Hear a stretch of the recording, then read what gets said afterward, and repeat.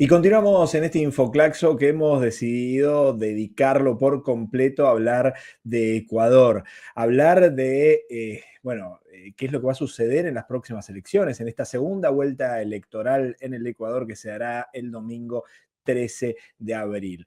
¿Cuáles serán las novedades? ¿Qué es lo que pasará? Bueno, estaremos hablando de eso durante todo el programa. Como decíamos, tendremos muchos invitados e invitados para el programa del día de hoy y le vamos a dar la bienvenida, como todos los días miércoles, a Karina Batiani para que nos ayude con su columna a posicionar el tema del día de hoy. Karina, bienvenida al Infoclaxo. ¿Cómo estás? Hola Gustavo, como siempre, un gusto saludarte a ti, a todos y todas en este nuevo Infoclaxo, miércoles nuevamente. Y bueno, como tú bien decías, con un tema central, ¿verdad? Que es, bueno, la proximidad de las elecciones presidenciales en el Ecuador, Ujú. en el que, bueno, voy a hacer una pequeña introducción, pero no quiero dejar de saludar a quienes te van a acompañar y que sí van a analizar este tema en profundidad durante este programa. Bueno, en primer lugar, al integrante de nuestro comité directivo, Stalin Herrera, que estará compartiendo sus reflexiones. Luego a Yoconda Herrera, colega, amiga, feminista, con quien venimos trabajando hace tantos años en pos de la igualdad de género en América Latina y el Caribe. Y por supuesto, también a René Ramírez, que es, bueno, un claxiano de siempre y que tanto nos ha ayudado a pensar justamente este fenómeno de las derechas en América Latina y el Caribe. Así que vaya para ellos tres mis saludos. Como tú bien decías, próximamente estaremos vivenciando una nueva pulseada entre democracia y autoritarismo en nuestra América, ¿verdad? El domingo 13 de abril, un nuevo capítulo de esta pulseada tendrá lugar en Ecuador, cuando en la segunda vuelta de las elecciones presidenciales se enfrenten el actual mandatario Daniel Noboa, heredero de un rico grupo empresario bananero y representante de la derecha ecuatoriana, y Luisa González, candidata de la Revolución Ciudadana, una alianza progresista antineoliberal.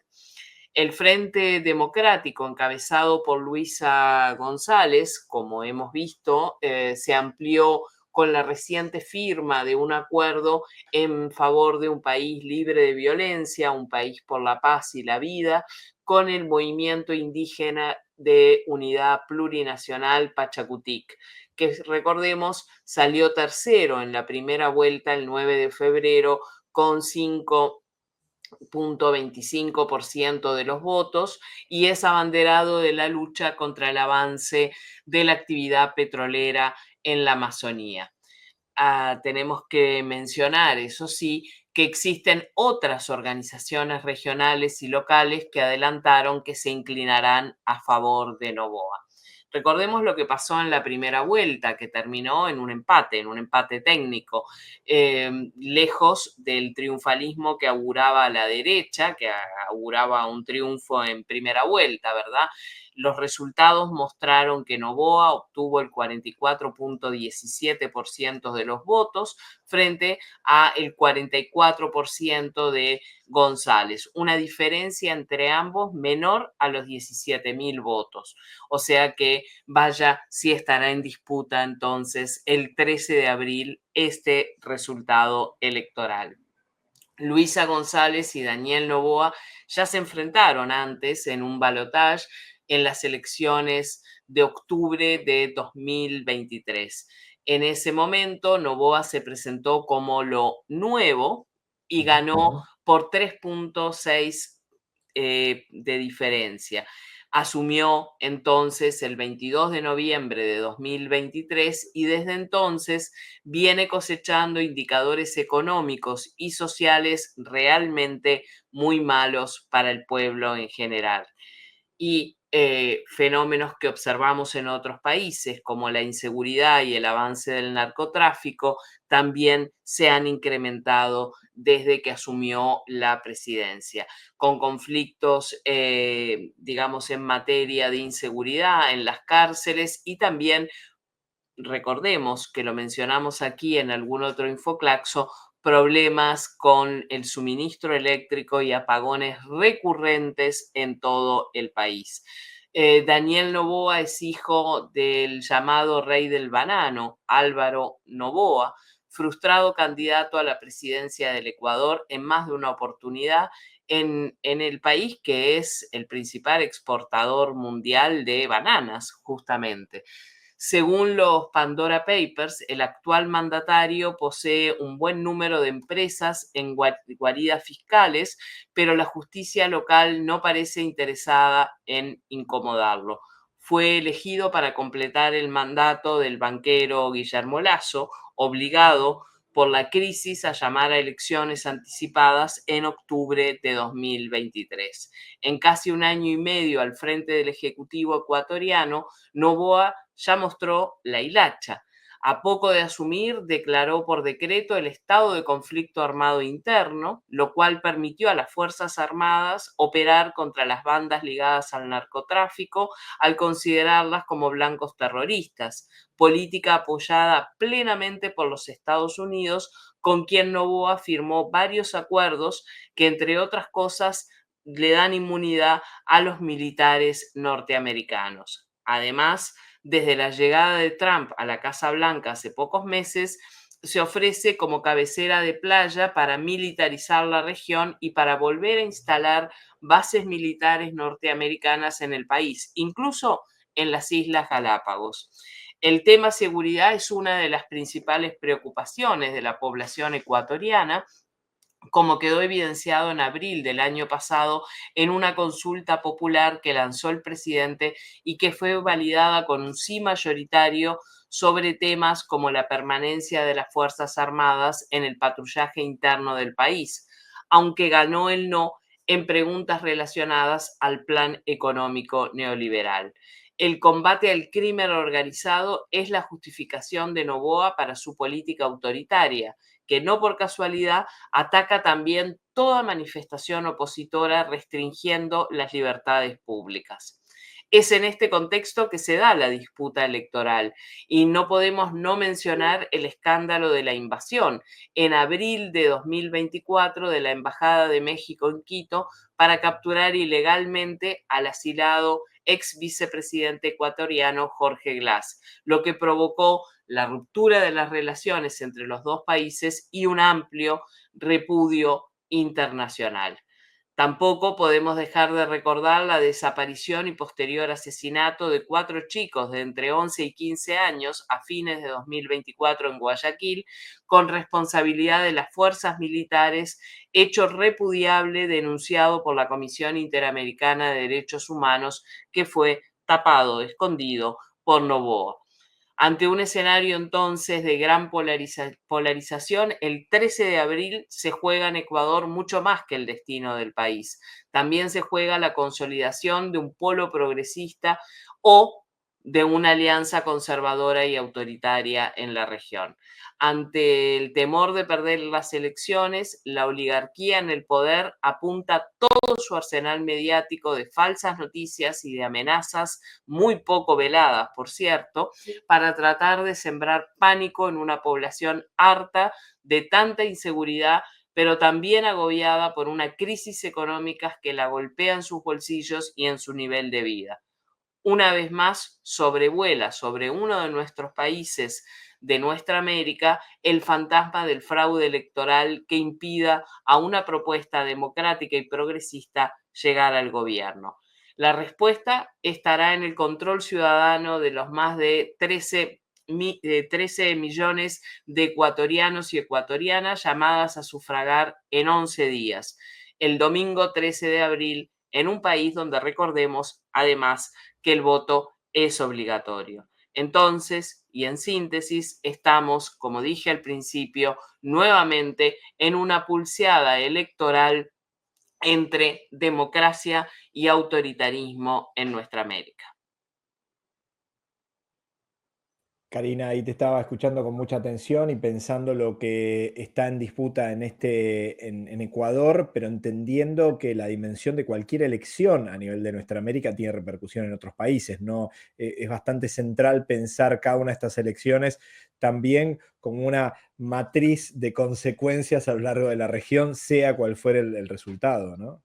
Absolutamente, y lo dijimos, bueno, a fines del año pasado aquí en este espacio, sobre el ciclo electoral que se abría en nuestra América y también en las Américas, en el sentido justamente de que los resultados en cada uno de esos países, en cada uno de esos procesos electorales, bueno, estando en una encrucijada como estamos, con gobiernos progresistas y gobiernos que claramente se orientan a la derecha y al conservadurismo extremo, bueno, podía marcar la ruta de toda nuestra región. Hemos tenido ya algunos resultados en este año y continuará este ciclo electoral.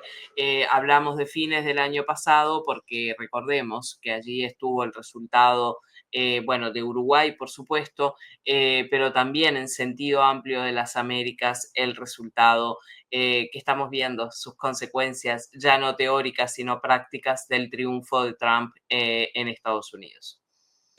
Karina, te puedo llevar antes que nos despidamos a otro lugar y que tiene que ver con la posibilidad de hablar solo unos pocos minutos con respecto a la conferencia de Claxo, porque ya estamos, a ver, dice el contador, 2 meses, 7 días, 17 horas, bueno. Ahí tenemos parte de lo que hay en la web ahora. Digo, cada falta menos para el encuentro en Bogotá, Colombia.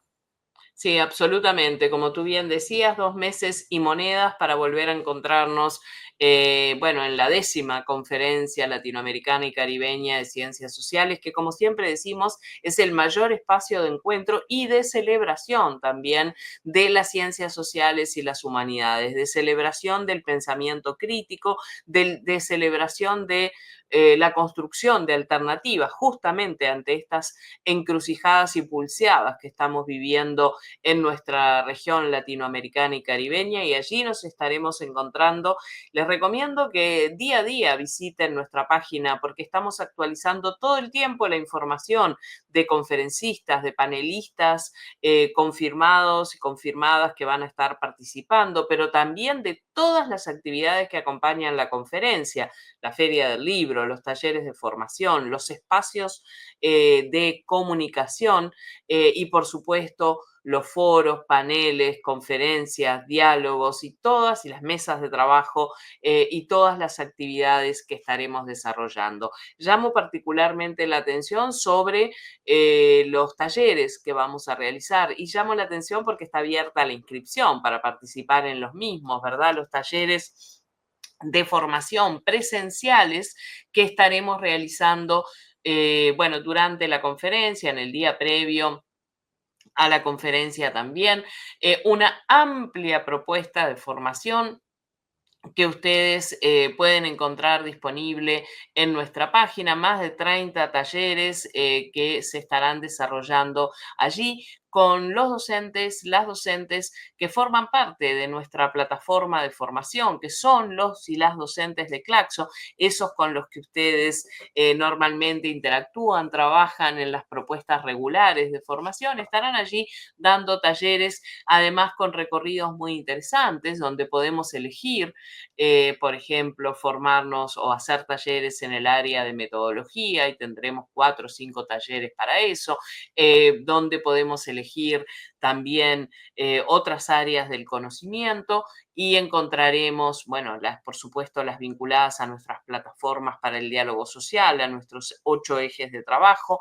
Encontraremos allí distintas propuestas de formación. Les aliento a todos y todas que se anoten, que se inscriban para estas propuestas que además, bueno, tienen un cupo limitado, por supuesto, porque, bueno, son talleres y por eso tienen un número limitado de asistentes. Están abiertas las inscripciones para participar y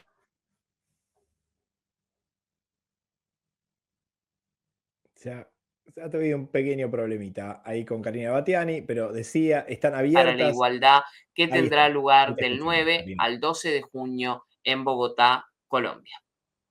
Ahí te escuchábamos, Karina. Tuvimos una dificultad momentánea con respecto a la conexión, pero escuchamos perfecto. Conferenciaclaxo.org, el espacio para encontrar todos los materiales, todas las cuestiones relacionadas con la 10ª Conferencia Latinoamericana y Caribeña de Ciencias Sociales.